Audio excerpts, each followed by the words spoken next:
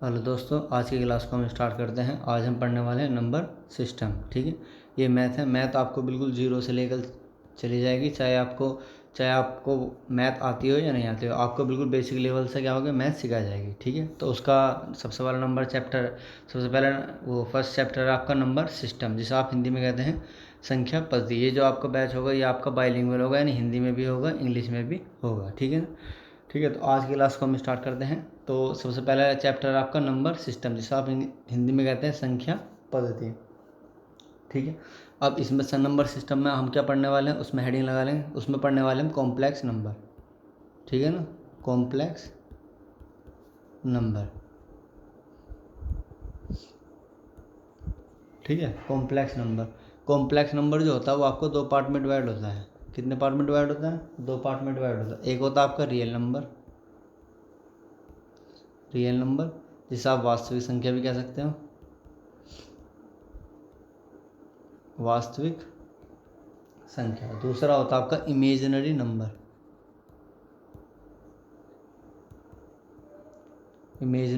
Number, ठीक है, इसे आप इसकी आप भाषा भी समझ सकते हैं, जिसे आप कहते हैं काल्पनिक संख्या। आप किसी भी चीज़ की तैयारी कर रहे हो, उसमें आपका हम क्या पढ़ते हैं, नंबर सिस्टम पढ़ते हैं। ठीक है, इमेजिनरी नंबर मैं आपको बिल्कुल जीरो लेवल से लेकर चला रहा हूँ, तो मैंने बताया आपको हम क्या पढ़ रहे हैं, नंबर सिस्टम पढ़ रहे हैं।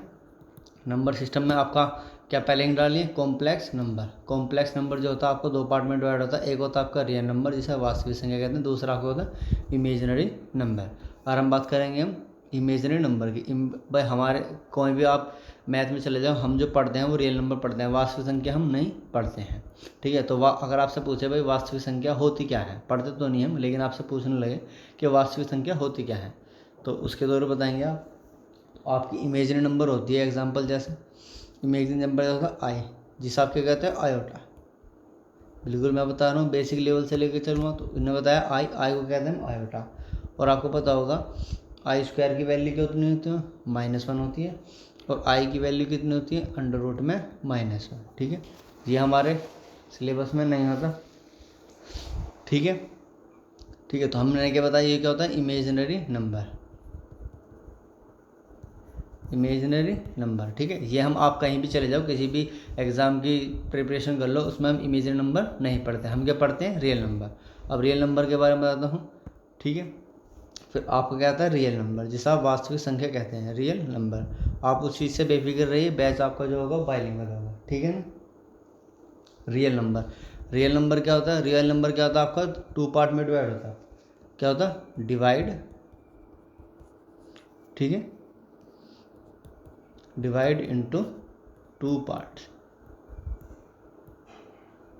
ठीक है, आप उससे बेफिक्र रहिए कि मैं इंग्लिश में लिख रहा हूँ, लेकिन मैं आपको बोल के हिंदी में समझा रहा हूँ। ठीक है, तो आप उस पर ध्यान दीजिए, आप उस पर ध्यान मत दीजिए कि हिंदी वाला बच्चा उसमें कन्फ्यूज हो जाए कि सर तो इंग्लिश में पढ़ा रहे हैं, हिंदी में क्यों नहीं बता रहे। मैं बोल तो हिंदी में रहा हूँ कि रियल नंबर क्या होता है, यानी वास्तविक संख्या क्या होती है, जो आपकी दो पार्ट में डिवाइड होती है। कौन सी होती है? ठीक है, तो उसमें लिखेंगे, पहला आता है आपका डेसिमल नंबर। दूसरा आपको कौन सा आता है, इंटीजर।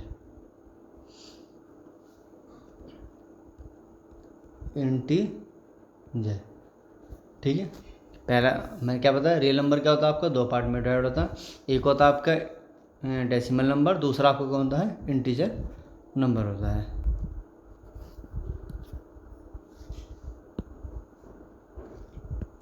ठीक है, अब डेसिमल क्या होता है आपका, फिर ये दो पार्ट में डिवाइड होता है। मैंने क्या बताया आपको, रियल नंबर क्या होता है, ये दो पार्ट में डिवाइड होता है, डिवाइड इनटू टू पार्ट्स। पहला होता है आपका डेसिमल, जिसे आप दशमलव भी कह सकते हो। दूसरा आपका कहता है इंटीजर, जिसे आप पूर्णांक भी कह सकते हो। ठीक है, फिर आपका डेसिमल यानी आपका दशमलव क्या होता है, ये दो पार्ट में डिवाइड होता है। एक होता है आपका रिपीटिंग नंबर, और दूसरा आपका कौन सा आता है, दूसरा आपका होता है नॉन रिपीटिंग।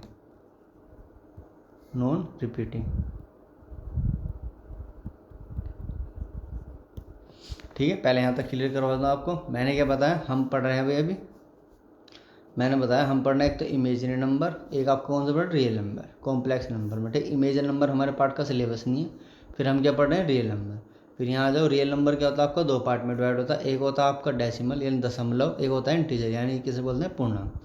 फिर दशमलव जो होता है आपको दो पार्ट में डिवाइड होता है, एक होता है आपका रिपीटिंग, दूसरा होता है नॉन रिपीटिंग। ठीक है, अब रिपीटिंग और नॉन रिपीटिंग के बारे में बात करेंगे। सबसे पहले लिखेंगे रिपीटिंग।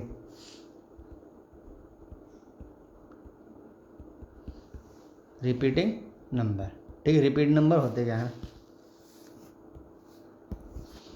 रिपीटिंग नंबर होते हैं जिन्हें आप can be return and in p upon Q form term. ठीक है, टर्म तो क्या बोल रहे हैं, it is called rational number. जैसे आप रेशनल दूसरे नाम से भी जानते हैं, क्या जानते हैं, रेशनल नंबर। ठीक है, रेशनल नंबर आपको पता है हिंदी में कहते हैं, रेशनल नंबर कहते हैं परिमेय संख्या, परिमेय संख्या। ठीक है, मैंने क्या बताया, रिपीटिंग नंबर क्या होता है, रिपीटिंग नंबर वो होता है जिसे आप कैन बी रिटर्न, जिसे आप किस रूप में लिख सकते हैं, पी अपॉन क्यू के रूप में लिख सकते हैं, उसे आप क्या कहते हो, रेशनल नंबर कहते हो। यानी रिपीटिंग का दूसरा नाम क्या है, रेशनल नंबर। यानी आपसे पूछे रिपीटिंग नंबर कौन सा है और रेशनल नंबर कौन सा है, तो रिपीटिंग और रेशनल नंबर वे होते हैं जिसे आप किस रूप में लिख सकते हो, पी अपॉन क्यू के रूप में लिख सकते हैं।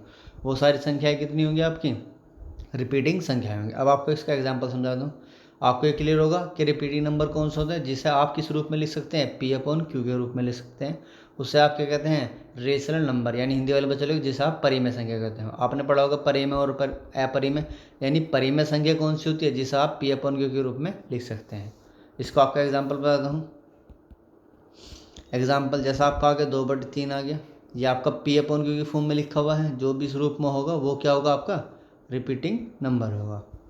ठीक है, फिर आता आपका इधर 2.5 आ गया, 2.5 आ गया, ये तो पी अपॉन क्यू की फॉर्म में, लेकिन आप जब इसकी पॉइंट हटाओगे नीचे कितना आ जाएगा, 0 आ जाएगी।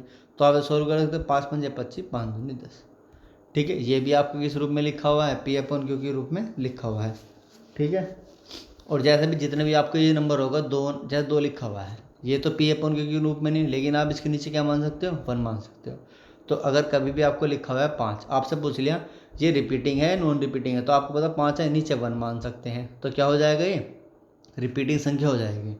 ठीक है, या आपको लिख दिया कहीं पर लिख दिया 10, तो 10 क्या होगा, इसके नीचे 1 मान लो, तो ये रिपीटिंग है। ठीक है, फिर ये आपका आ गया 2.456, आपसे ये पूछ ले रिपीटिंग है नॉन रिपीटिंग है, तो आपको पता पॉइंट है, पॉइंट को डाल कितने नीचे लिख सकते हैं, जितने के बाद 3, 1, 2, 3। अब बाकी से सॉल्व कर लेना। मेन मकसद ये है कि ये पी अपॉन क्यू की फॉर्म में आ गया है। तो मेरा कहने का मतलब है कि रिपीटिंग नंबर कौन सा होता है जिसे आप किस रूप में लिख सकते हैं, पी अपॉन क्यू के रूप में लिख सकते हैं। जैसा आपका कितना हो गया, 2/3 हो गया। ठीक है, और आपका 2.5 हो गया, यानी पॉइंट हटाओगे नीचे 0, तो कितना आ जाएगा, 5/2, 5 पंजे 5 दूनी 10, या आप कितना आ जाए, 4 आ जाए। ठीक, 3 1/2। ठीक है, क्योंकि 3 है, 3 के नीचे क्या मान सकते हैं, 1। ठीक है, 4 आ गया, 4 के नीचे कितना मान सकते हो, 1। ठीक है, आपका 121 आ गया, इसके नीचे क्या मान सकते हो, 1, पी अपॉन क्यू के रूप में लिखा हुआ है। यानी जिसे भी आप पी अपॉन क्यू के रूप में लिख सकते हो, वो क्या होगा, आपका रिपीटिंग नंबर, यानी क्या होगा, आपका रेशनल नंबर। ठीक है, जिसे आप क्या कहते हो, परिमेय संख्या। ठीक है, आपने पढ़ा होगा बचपन में। ठीक है, परिमेय संख्या कौन सी होती है जिसे आप रेशनल नंबर कहते हो, परिमेय संख्या वो होती है जिसे आप पी अपॉन क्यू के रूप में लिख सकते हो। बस ये ध्यान रखना, अगर कहीं 10 लिखा हुआ है, आपसे पूछ लिया ये रेशनल नंबर है या इरेशनल नंबर है, तो आपको पता होना चाहिए कि जिसे आप इसके 10 है, 10 के नीचे 1 मान लो, तो ये पी अपॉन क्यू के रूप में मिल गया, यानी 10 क्या होगा, आपकी परिमेय संख्या होगा। अब आगे चलते हैं नॉन रिपीटिंग पे। ठीक है, ठीक है, अब हेडिंग लगा लीजिए, non repeating.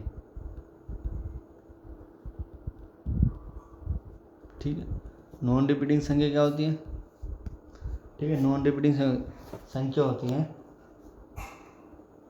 Can not be written an in p upon q term it is called irrational number. Irrational number, ठीक, क्या पढ़ा? मतलब नॉन टर्मिनेटिंग का दूसरा नाम क्या है? Irrational number. जिस आपके संख्या जिस आपके क्या कहते हो? अपरिमेय संख्या।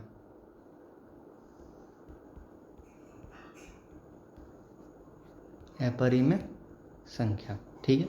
अब आपको पी क्या मैंने बताया, रिपीटिंग कौन सी होती है? जिस आप पी अपॉन क्यू की टर्म में क्या लिख सकते हो?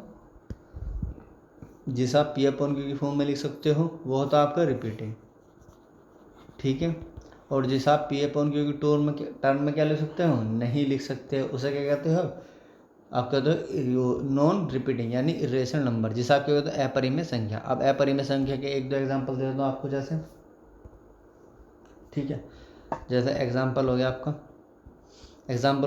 पाई, ठीक है। अब कुछ बच्चे ऐसे कहेंगे कि पाई का मान तो 22/7 होता है, क्या कितना होता है? 3.14। पर 3.14 इसे आप ऐसे लिख सकते हो 3.314 अपॉन में कितना आ जाएगा? 100। लेकिन आपको ये पता होना चाहिए जो पाई होता है ये आपको कौन सा होता है? ये होता है आपका इरेशनल नंबर, ठीक है, इरेशनल नंबर। लेकिन जो इसकी वैल्यू होती है 22/7 या फिर कितनी? 3.14, तो ये आपकी क्या होती है? रेशनल नंबर, ठीक है। एक बार और बता रहा हूँ मैंने क्या बताया अभी कि जो आपका पाई होता है, पाई क्या होता है? वो तो आपका इरेशनल नंबर होता है, क्योंकि इसे आपने पी अपॉन क्यू के रूप में नहीं लिखा। लेकिन जो इसकी वैल्यू होती है, एक तो वैल्यू आपकी 22/7 होती है, एक कौन सी होती है? 3.14, जिसे आप पॉइंट हटा के नीचे ऐसे भी लिख सकते हो। तो जो पाई होता है वो इरेशनल होता है, लेकिन जो इसकी वैल्यू होती है 22/7 और 3.14 ये आपकी रेशनल होती है, ठीक है। कहीं कन्फ्यूजन मत आना, कहीं आपको ये समझ में 22/7 पूछ ले कि ये रेशनल है या इरेशनल है, तो आप सोचोगे तो पाई है, पाई तो आपका रेशनल होता है। तो ये ध्यान रखना, पाई की वैल्यू जो होती है वो आपकी रेशनल होती है, लेकिन पाई जो होता है वो आपका इरेशनल होता है, ठीक है। ठीक है, आगे चलेंगे। जैसा आपका एग्जाम्पल में क्या था, जैसा होगा आपका पाई, ठीक है, और आपका आ जाएगा √2, या आप √15 भी लिख सकते हो। कहने का मतलब ये है कि रूट के अंदर के इस रूट के अंदर कोई ऐसी वैल्यू रखी है जिसका स्क्वायर बाहर नहीं आ सकता, तो वो क्या हो जाएगी? आपकी इरेशनल नंबर। जैसा जैसा आपको कैसा होगा?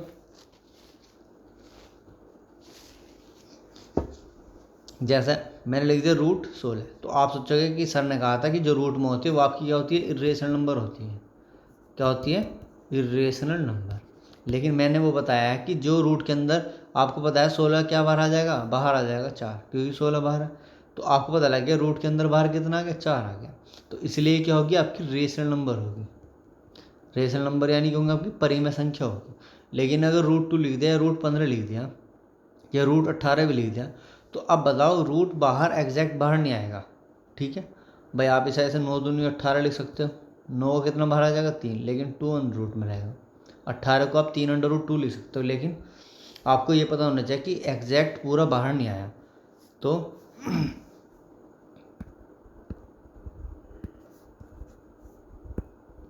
ठीक है, तो कहने का मतलब ये है कि पहला एग्जाम्पल पाई, जैसा आप कहोगे √2 हो जाएगा। जैसा आपका √25 आ गया, ठीक है, √25 का कितना बाहर आ जाएगा? 5। तो ये आपकी कौन सी बन जाएगी? परिमेय संख्या, यानी कौन सी बन जाएगी? Rational number. मैं बता रहा हूँ जो रूट के अंदर एग्जैक्ट वैल्यू बाहर ना आए, ठीक है। जैसा आपकी √16 होगी, √16 क्या बाहर आ जाएगा? 4, तो ये रेशनल नंबर बन जाएगी। तो अब तो रूट हट गया। लेकिन जैसा आपकी √28 आ गई, अब 28 का तो बाहर नहीं आ सकता भाई, 7 चौक 28 ही आ जाएगा 2/7। तो लेकिन अब ये पूरा बाहर नहीं आया ना, तो ये कितनी हो जाएगी? रेशनल नंबर हो जाएगी। तो मैं कह रहा हूँ जो आपकी पाई होगी या √2 रूट में कोई वैल्यू होगी वो आपकी क्या होगी? सबकी सब क्या होगी? इरेशनल नंबर होगी, या क्या होगी? आपकी रिपीटिंग संख्याएं होंगी, ठीक है, रिपीटिंग संख्याएं होंगी। अब आगे चलते हैं, एक बार मैं आपको रिवीजन करवा मतलब पीछे का बता देता हूँ, फिर आपको आगे चलेंगे। भाई मैंने बताया हम पढ़ रहे हैं नंबर सिस्टम, ठीक है, नंबर सिस्टम में हम क्या पढ़ रहे हैं? कॉम्प्लेक्स नंबर, ठीक है। उस चीज़ से बेफिक्र रहे, हिंदी में बोल रहा हूँ, बड़े ही मैं इंग्लिश में लिख रहा हूँ, ठीक है। कॉम्प्लेक्स नंबर, ठीक है। कॉम्प्लेक्स नंबर क्या होता है? आपका 2 पार्ट में डिवाइड होता है। एक होता है आपका रियल नंबर, ठीक है, एक होता है आपका इमेजिनरी नंबर, ठीक है, मैंने बताया इमेजिन नंबर हम पढ़ते ही नहीं है मैथ में। अगर आपसे पूछ ले पढ़ते तो नहीं, लेकिन इमेजिन नंबर क्या होता है तो आप बोलेंगे आयोटा। जैसे आई स्क्वायर की वैल्यू कितनी होती है -1। ठीक है, ये आ गया। अब रियल नंबर बताया था मैंने कि रियल नंबर जो होता है आपका, रियल नंबर कितने पार्ट में डिवाइड होता है? अब ये 2 पार्ट में डिवाइड होता है। ठीक है, एक होता है आपको कौन सा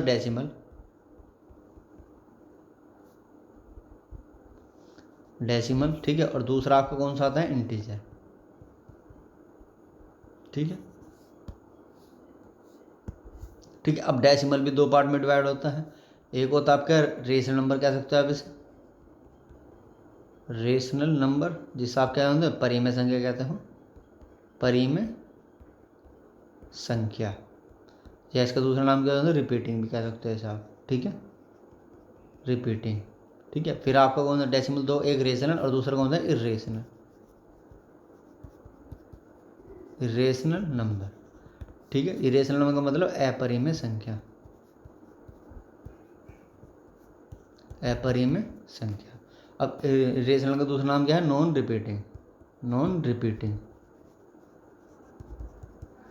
ठीक है, अब आपका रेशनल नंबर क्या होता है एक बार होता है, रेशनल नंबर कौन सा होता है? रेशनल नंबर वो होता है जिसे आप किस रूप में लिख सकते हो, जिसे आप पी अपन के रूप में लिख सकते हो, वो आपका क्या होता है रेशनल नंबर। जैसे आपका कितना आ गया 3/2 आ गया। ठीक है, 1.21 आ गया।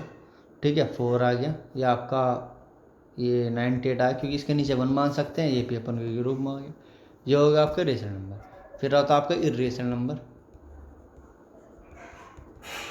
ठीक है, इरेशनल नंबर क्या होता है जिससे आप पी अपन के रूप में नहीं लिख सकते, वो क्या होता है आपका इरेशनल नंबर होता है।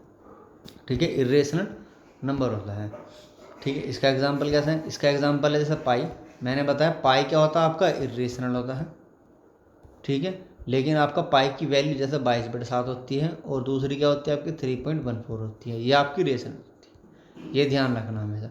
एग्जामिनर कन्फ्यूज करने के लिए आपको पाई दे देगा या पाई की वैल्यू दे देगा। कुछ बच्चे होंगे 22/7 देंगे, आप सोचेंगे ये तो पाई की वैल्यू है। पाई क्या होता है इरेशनल नंबर होता है, आप इरेशनल पर टिक करके आ जाओगे। जबकि आपको ये पता होना चाहिए कि पाई का मान जो होता है वो रेशनल होता है, जबकि पाई क्या होता है वो इरेशनल होता है।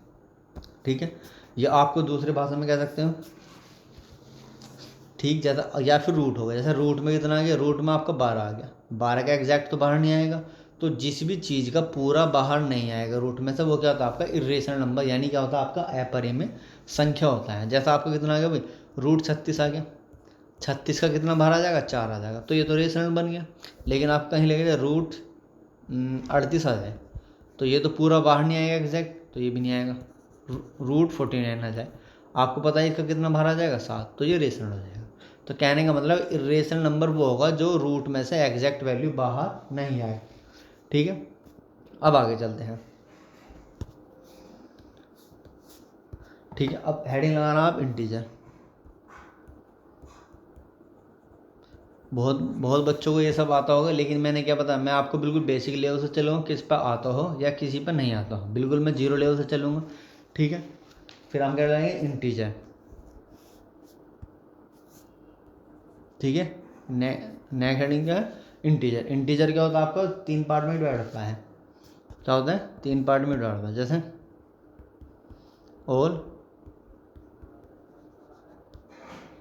Integer are divide into, integer का मतलब आपको होगा पूर्णांक। ठीक है, हिंदी वाले बच्चे कभी नहीं समझे, हमें पढ़ा ही नहीं रहे, तो हिंदी में भी लिख रहा हूँ भाई, इंटीजर यानी पूर्णांक संख्या। All integer are divide into 3 parts. ठीक है, मैंने क्या बताया कि हम क्या पढ़ना है पूर्णांक का था। ऑल इंटीजर यानी जितने भी इंटीजर होते हैं कितने पार्ट में डिवाइड होते हैं, 3 पार्ट में डिवाइड होते हैं। ठीक है, सबसे पहले लिखेंगे पॉजिटिव। पहला क्या आएगा पॉजिटिव इंटीजर, पॉजिटिव इंटीजर। दूसरा क्या आएगा आपका नेगेटिव इंटीजर, नेगेटिव इंटीजर।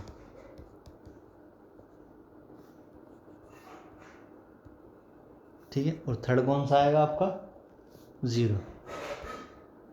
ठीक है, पॉजिटिव को आप हिंदी में क्या आप लोगों क्या बोलेंगे, इसे बोलते हैं आप धनात्मक संख्या, धनात्मक संख्या। नेगेटिव से पता लग रहा है, इसे बोलते हैं हम क्या, ऋणात्मक, ऋणात्मक संख्या। और जीरो को हम क्या बोलते हैं, जीरो को बोलते हैं हम पूर्णांक। ठीक है, अभी हम जानेंगे कि पॉजिटिव नंबर होते क्या हैं। तो हेडिंग लगाएंगे हम positive integer, positive integer, positive integer जिसे हम क्या कहते हैं, धनात्मक संख्या, धनात्मक संख्या। जैसे एक और नाम से जानते हैं जिसे कहते हैं प्राकृतिक संख्या, प्राकृतिक संख्या। प्राकृतिक संख्या आपसे पूछेंगे प्राकृतिक संख्या होती क्या है। तो जो संख्या आपकी 1 2 3 4 5 6 ऐसी डैश कर कहाँ तक जाएगी, आपकी इनफाइनाइट तक जाएगी, वो क्या होती है आपकी पॉजिटिव संख्या होती है। क्या होती है आपकी पॉजिटिव संख्या होती है। ठीक है, मैंने क्या बताया, पॉजिटिव इंटीजर। धनात्मक संख्या कौन से, जो 1 से लेके, कहाँ से 1 से लेके 1 है ना, धनात्मक कहाँ रहेगी, लेकिन धनात्मक रहना चाहिए। जब 1 से लेकर कहाँ तक जाएगी, 2 3 4 5 6 ऐसे कहाँ तक जा रही हो, इनफाइनाइट तक जा रही हो, जैसे 7 8 कहाँ तक जा रही हो, इनफाइनाइट तक। तो वो क्या होता है आपकी पॉजिटिव इंटीजर। और धनात्मक होनी चाहिए, ऋणात्मक नहीं होनी चाहिए। जो संख्या 1 से लेकर कहाँ तक जाती है, इनफाइनाइट तक जाती है, वो क्या होती है आपकी धनात्मक संख्या होती है। फिर आता आपका negative integer, negative integer, negative integer जिसे आपके अंदर ऋणात्मक संख्या है, ऋणात्मक संख्या है। अब ऋणात्मक संख्या क्या होती है, जो संख्या -1 -2 -3 -4 -5 से ले कहाँ तक जाएगी, माइनस इनफाइनाइट तक जाएगी, वो संख्या क्या होगी आपकी नेगेटिव संख्याएं होंगी, यानी ऋणात्मक संख्याएं होंगी। मैंने क्या बताया, ऋणात्मक संख्या कौन सी होगी, जो आपकी -1 -2 -3 -4 -5 से ले कहाँ तक जाएगी, आपकी इनफाइनाइट तक जाएगी, वो आपकी क्या होगी नेगेटिव इंटीजर। ठीक है, तीसरा आपका क्या होगा, जीरो,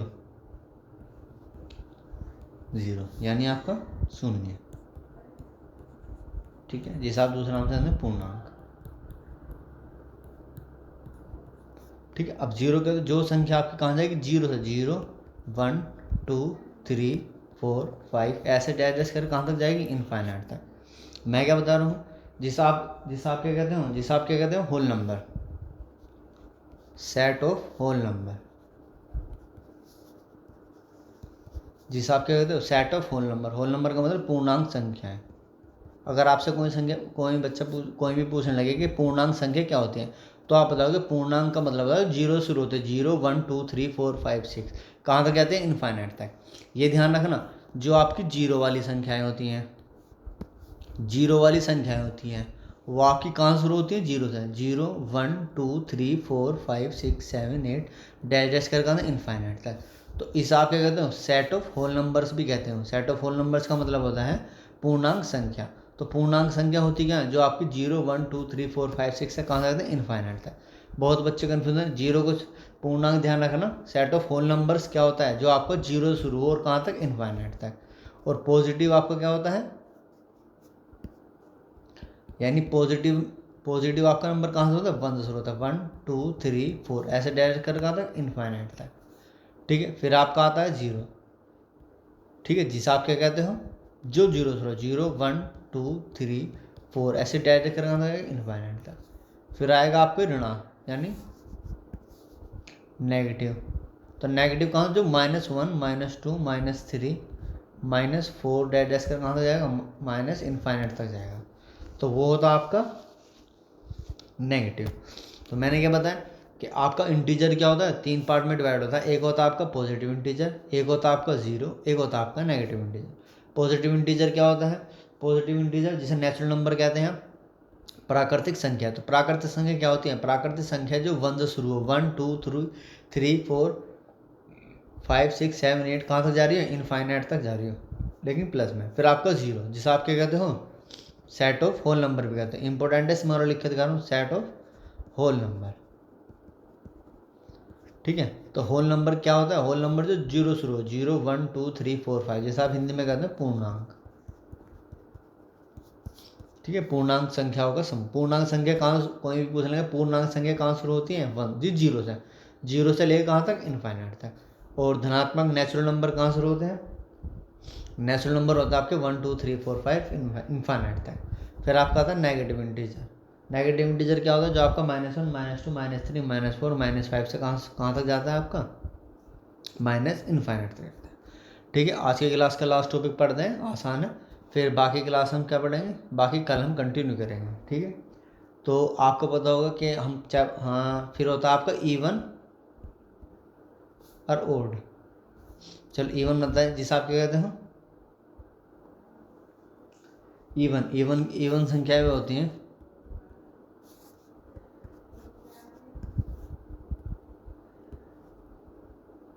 इवन नंबर क्या होता है? इवन नंबर होता है आपकी सम संख्या। ये आएगा नंबर डिविजिबल बाय 2, यानी जो संख्या आपकी किससे डिविजिबल होगी? मैंने लिखा नंबर डिविजिबल बाय 2, यानी जो संख्या आपकी 2 से कट जाएगी, 2 से क्या होगी? कट जाएगी, वो क्या होती है? आपकी इवन नंबर यानी सम संख्या। जैसा आपकी इतना है कि 2 4 6 8, चाहे माइनस में हो -12 माइनस के 14 आपके 100 हो गए। तो ये आपका कहने का मतलब है जो आपका नंबर डिविजिबल बाय 2, यानी जो संख्या 2 से कट जाएगी वो आपकी क्या होती है? सम संख्या। चाहे वो माइनस में हो चाहे वो प्लस में हो, सम संख्या होगी, यानी क्या होती है? Even number. ठीक है, मैंने क्या बताया? इवन नंबर क्या होता है? Number divisible by 2। जो संख्या 2 से कट जाती है वो क्या होता है? आपकी सम संख्या होती है। जैसे 2 4 6 8 10 कितने हो गए? 98 हो गए, 50 हो गया, 52 हो गए, 54 हो गए। सारी संख्याएं कितनी होगी? इवन नंबर, चाहे वो प्लस में हो या आपके माइनस में हो। सारी संख्या क्या होती है? सम संख्या होती है, बशर्ते क्या होनी चाहिए? वो 2 से कटना चाहिए। अब दूसरा आपका आता है ओड नंबर। ओड नंबर जिसे आप कहते हैं विषम संख्या। विषम संख्या, विषम का not divisible, not divisible by 2, यानी जो संख्या किससे होगी? 2 से नहीं घटेगी, वो क्या होगी? आपकी ओड नंबर, यानी क्या होगा? आपका विषम संख्या होगी। जैसे आपका आ गया -3 ले लो, या आपका 7 ले लो, 9 ले लो, ठीक है, 13 ले लो, ठीक है, 15 ले लो, 18 ले लो, माइनस के 100 ले लो, माइनस के 110 ले लो, चाहे वो माइनस में हो चाहे वो प्लस में हो। अच्छा 18 नहीं आएगा, ये 19 ले लो। 18 तो क्योंकि 2 से कट जाएगा।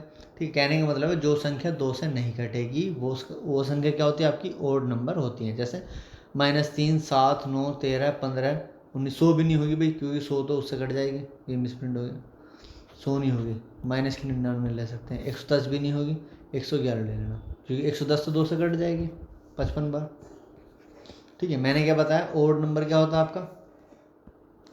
ठीक है, ओड यानी विषम, नॉट डिविजिबल बाय 2, जो संख्या 2 से नहीं कटेगी वो आपकी ओड होती है यानी विषम होती है। और इवन नंबर क्या होता है आपका? इवन यानी सम, ठीक है, डिविजिबल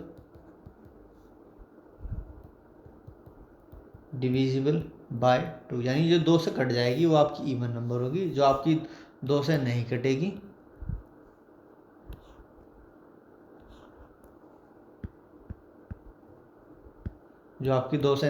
वो क्या होगी? आपकी ओड संख्याएं होंगी। तो आज की क्लास को इतने रखते हैं, मिलते हैं आप लोगों से कल।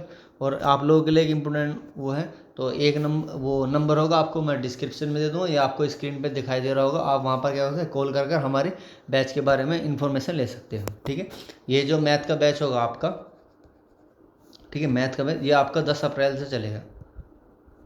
ठीक है, 10 अप्रैल। और इसकी टाइमिंग क्या होगी? टाइमिंग होगी आपकी, टाइम होगी मॉर्निंग में। ठीक है, मॉर्निंग में होगी आपकी 7 से 8। ठीक है, ये जो बैच आपका 10 अप्रैल से चलेगा, इसकी मॉर्निंग टाइम होगी 7 से 8 बजे AM। ठीक है, तो और आपको जो भी कोई जानकारी चाहिए, आप हमारे कॉन्टैक्ट नंबर पर क्या कर सकते हैं? कॉन्टैक्ट नंबर पर क्या करते हैं? फ़ोन करके पूछ सकते हैं इस बैच के बारे में। ठीक है ना, तो आप मिलते हैं भाई आपसे नेक्स्ट वीडियो में। तब तक के लिए सी यू, गुड बाय।